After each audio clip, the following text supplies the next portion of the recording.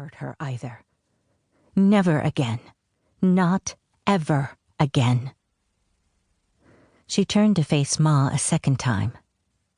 I've got almost $45 saved from working at the restaurant.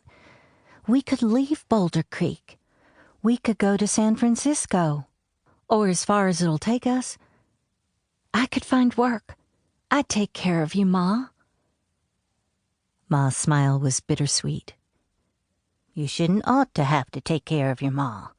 You're too young to have such worries. I'm not a child anymore. I'm going on 19. Say you'll come with me. I can't go, Rosalie. Then I'll go alone. Rosalie, I can't stay, Ma. I hate what he did to you and to me and to...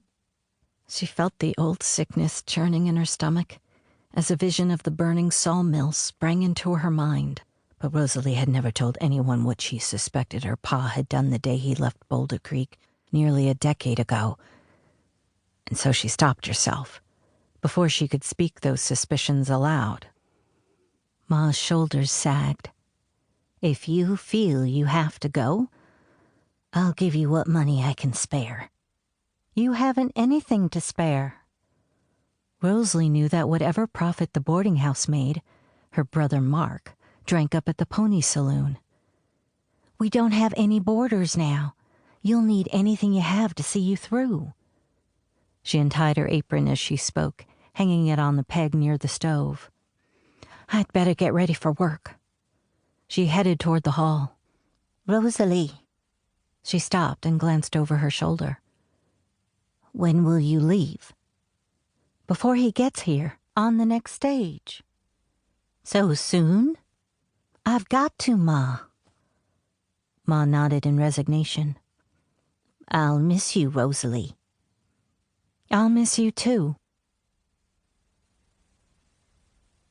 Michael Randolph stopped his horse and stared down the lone street of Boulder Creek.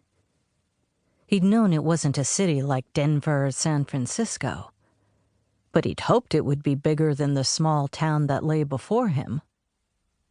He nudged the roan gelding with his boot heels and started down the street, his eyes perusing each building, making note of things most folks wouldn't see.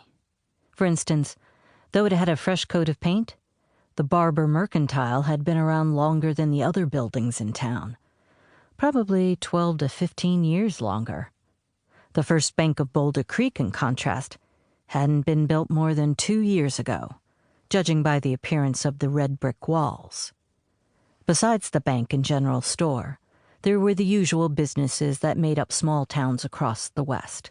A church, a school, a livery and blacksmith shop, restaurant, saloon, barber shop and bathhouse, post office, and a jail. Michael had seen the like in 100 different places. What was missing, of course, was a hotel.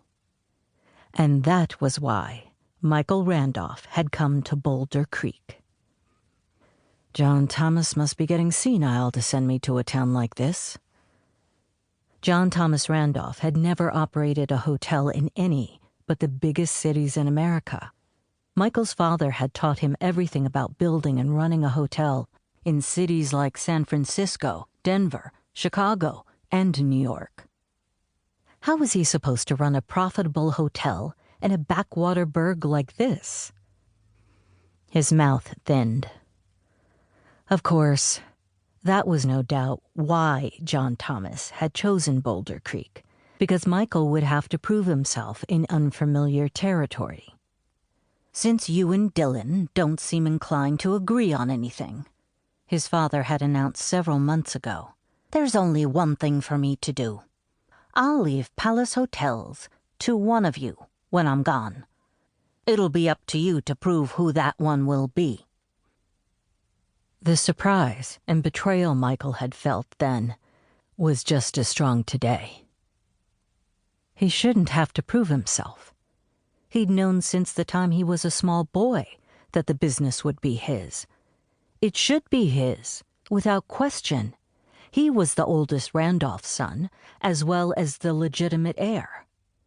Dylan, while indisputably John Thomas's son, had no right to any part.